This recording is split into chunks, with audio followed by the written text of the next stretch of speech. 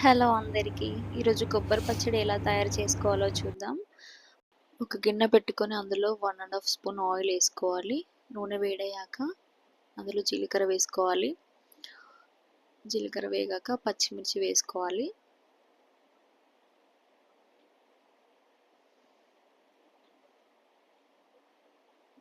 మరీ మొత్తం వేగాల్సిన అవసరం లేదు. కొంచెం వేగితే సరిపోతుంది. మీరు పచ్చిమిర్చి ప్లేస్‌లో ఎండుమిర్చి కూడా వేసుకోవచ్చు. ఎండుమిర్చితో కూడా చాలా బావుంటుంది టేస్ట్.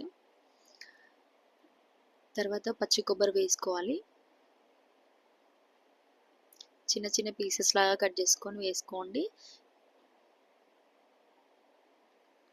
అలాగే కొంచెం కరివేపాకు, చిటికెడు పసుపు వేసుకొని కలుపుకోవాలి. కొంచెం చింతపండు కూడా వేసుకోవాలి.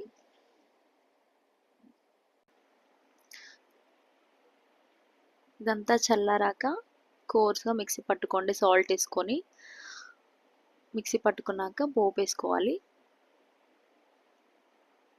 ఆవాలు, జీలకర్ర, శనగపప్పు, మినప్పప్పు, ఒక ఎండుమిర్చి, కరివేపాకు, 2 ఎల్లిపాయలు దంచేసుకోవాలి.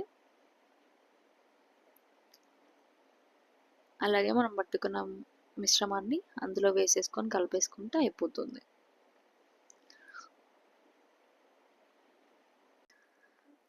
తింటుంటే ఓ ముద్ద ఎక్కువే తినాలనిపిస్తుంది. అంత బావుంటుంది కొబ్బరి పచ్చడి. మీరు కూడా ఖచ్చితంగా ట్రై చేయండి.